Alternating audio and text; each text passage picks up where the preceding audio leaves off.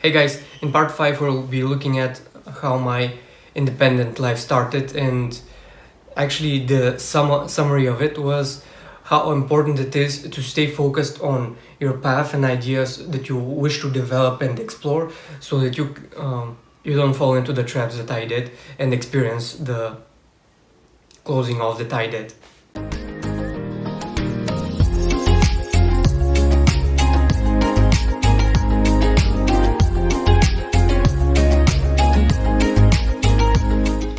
During the pieces of part 3 and part 4, when they were happening, I decided that there's no point in continuing to study at the university, so I quit at the end of the second year, and I didn't even do all my finals. So I quit and I started a job. I actually quit 1 week after I started the job, but it was really irrelevant. In any case, I was looking for a job with a high payment so that I can use that salary to find some place to rent. And I did it with a friend because I didn't want to isolate myself, depending on just being alone in an apartment, which I think, and I still do, that it's a terrible idea. But so I found a friend who we agreed with to go out, move, and we found an apartment that can bear both of us. The problem was that we didn't do the things that we agreed upon that we would do. This is the friend that I initially told you about in part 2, how I became acquainted with Kugitality Academy. And we usually, when we were out and when we spoke on that matter, we always talked about that when we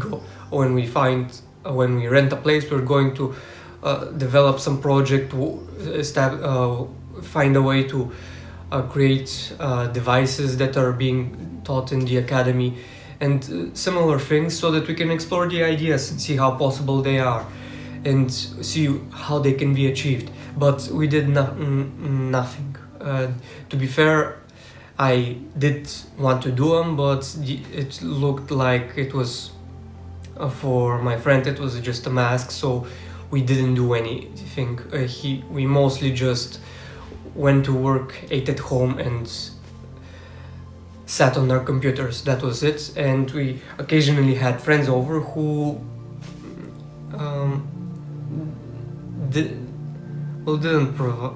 it wasn't really beneficial in any way from a development point of view. So on that sense, since he didn't have, okay, that's not true. In some point I realized that the environment at home is kind of closed off, and I couldn't do a lot of things without hurting my roommate. So hurting, I mean mentally. If you don't have the mindset to come out of your comfort zone, anybody that's doing that is going to seem aggressive to you, and you're going to hate them, and you're going to start looking for ways to push him back, which he did. So even because I always tried to step back and not involve my thinking and way of expressions to not to force them on him, he still pushed me back. So I guess that it's just not, it wasn't the right environment for me. It wasn't what I was looking for, and I should have acted sooner. I actually was ready to, but I didn't want to. I decided to not do it because I actually decided that I was going to become stagnant, and I didn't have anywhere to move besides living in that apartment. So that's a mistake on my side. When I saw that things weren't going to work out, I should have changed everything. So continuing on, in the beginning the job was great, I was excited, I had fun, but at some point it became very hard for everybody at work and everybody got anxious. It was very a hard time for the team in general, but since everybody wanted to prove themselves, it was kind of a mashup of egocentric plays, and whenever I got involved, it didn't have a positive result, which made me angry because there was no actual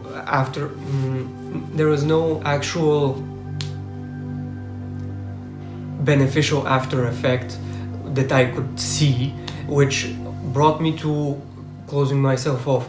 And one of the main problems was that usually I was still in the state where I was still looking for intuitive decisions on how to come out of the comfort zone, how to find solutions, bring up new ideas that can be used. But once I saw that nobody is doing them and it was just me, I was the only one that was understanding them, I started to get angry because some of the ideas I started seeing that they were just practical applications that I would do in order to get myself out of my comfort zone. But in doing so, it was just for me. It was like a catalyst for me to make a shift into another mindset,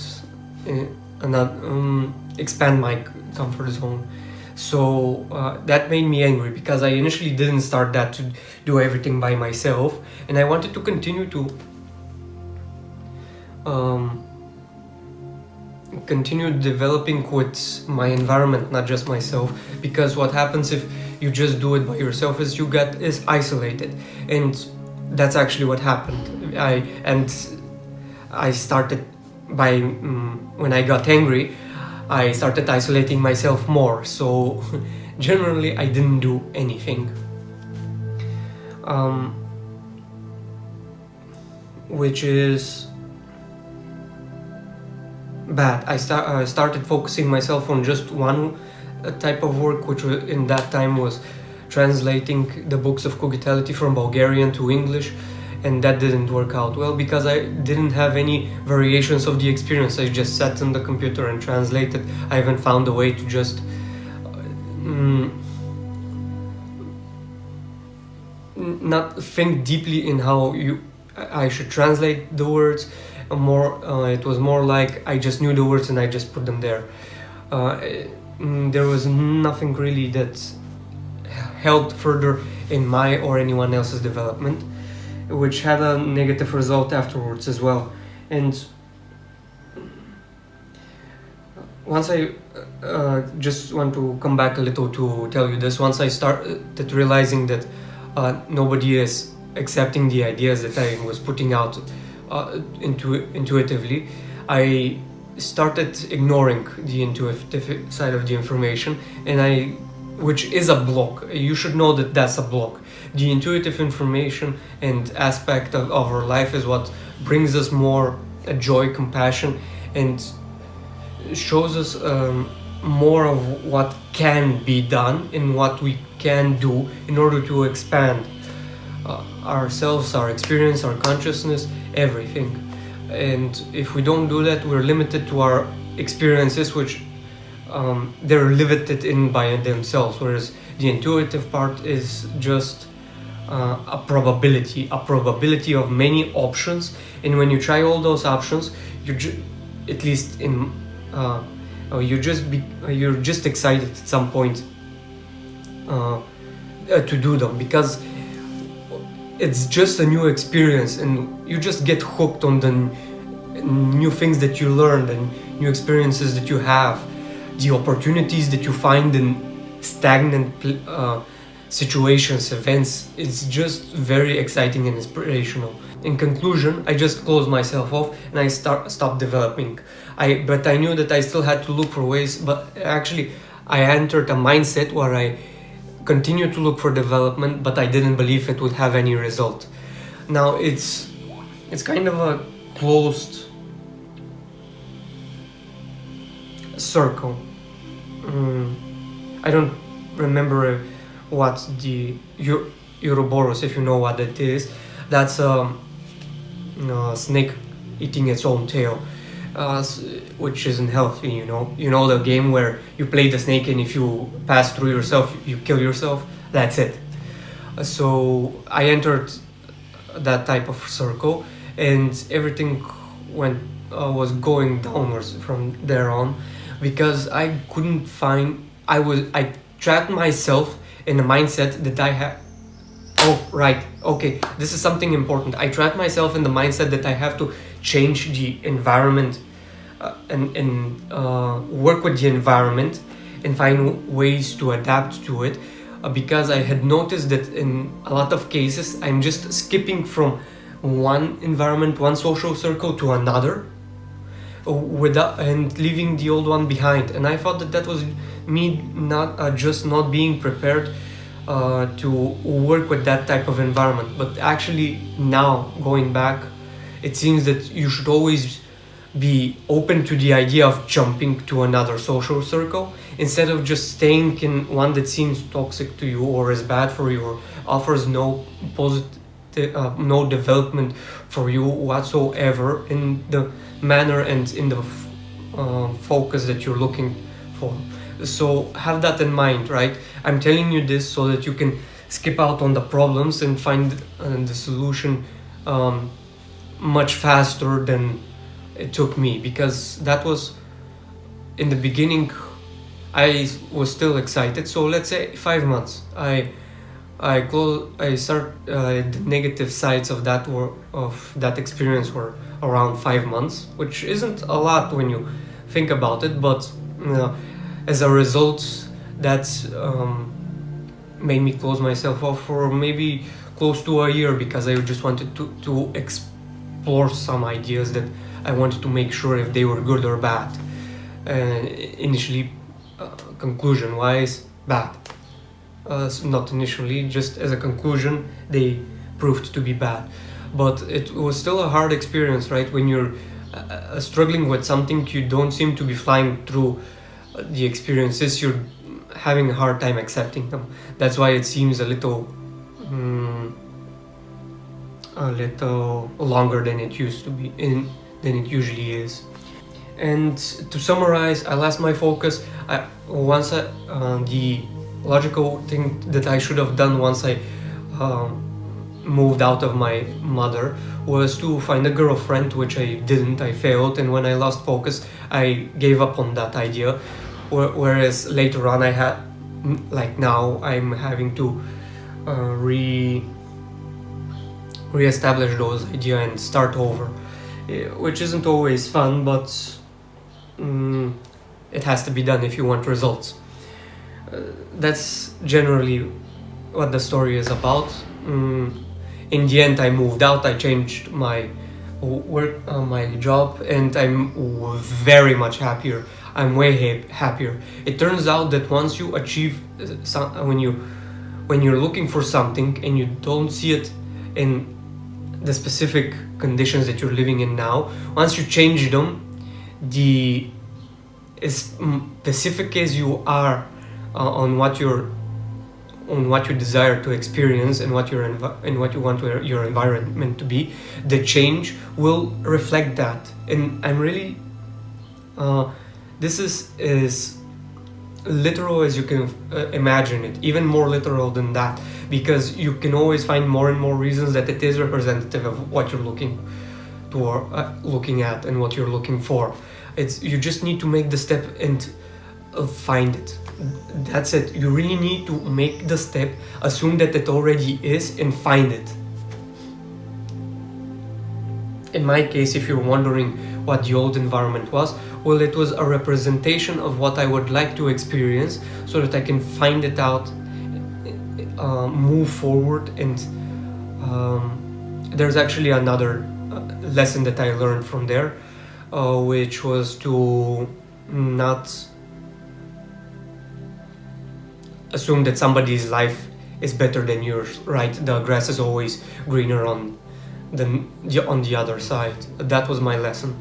It was because the job and renting a place weren't my ideas. and I started smooching off life ideas from my roommate because I assumed that he had it figured out, but he didn't. It's breaking. That kind of broke me as well. And again, maybe I haven't mentioned this before, but never idolize somebody. That idol is always going to be broken at some point, and you might take it very hard. It did for me. I have another idolization that got broken in the last year, which I'm happy that it happened because it proves that idols aren't relevant for your personal development, and that's what. But now I'm telling you really from experience. Don't idolize somebody. Dive into somebody's experience and explore it from your own perspective, or see what their perspective can bring you without involving yours, so that you can develop new habits. But never go so far as to idolize somebody or something or an idea. Everything breaks at some point because everything is in constant change. That's my message for you, and I'll leave you here. We'll see you next time. So if you like, subscribe. There's more intuitive and life experience advice coming your way every week on Saturday. Goodbye.